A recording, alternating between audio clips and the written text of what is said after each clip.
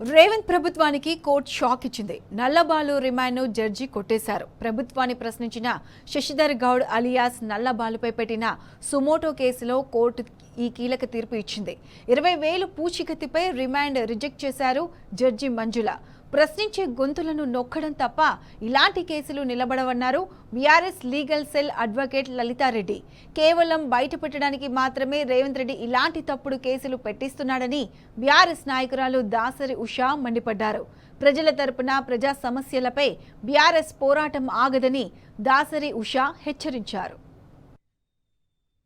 గొంతులను ఏదో విధంగా ఆపాలనే ఉద్దేశం చాలా స్ట్రాంగ్గా ఈ ప్రస్తుత రూలింగ్ పార్టీ చేస్తుంది. సో దానికి అనుసంధానంగానే అసలు లిటరలీ చూస్తే ఎవరైతే ఈ పర్టికులర్ కేసు పెద్దపల్లికి ఈరోజు తీసుకొచ్చారో దాంట్లో పోలీస్ కానిస్టేబులే కంప్లైనెంట్, డిఫాక్టో కంప్లైనెంట్. సో అతను ఏమంటారు, ట్విట్టర్లో స్క్రోల్ చేస్తుంటే ఒక పోస్ట్ కనిపించినందుకు ఇట్ ఈస్ చాలా వెరీ స్మాల్ పోస్ట్, అది రీట్వీట్ చేశారు నల్లబాలు గారు.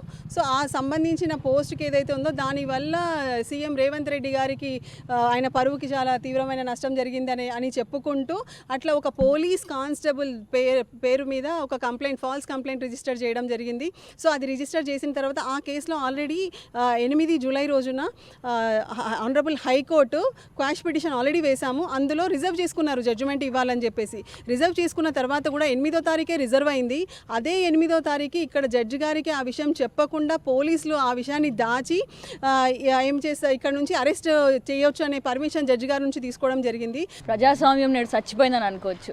అసలు ఒక ఇంగ్లీష్ కోట్ ఉంటుంది బై వాల్టర్ అనుకుంటా, I dismiss what you say but I defend till death for your right to say అని చెప్పేసి.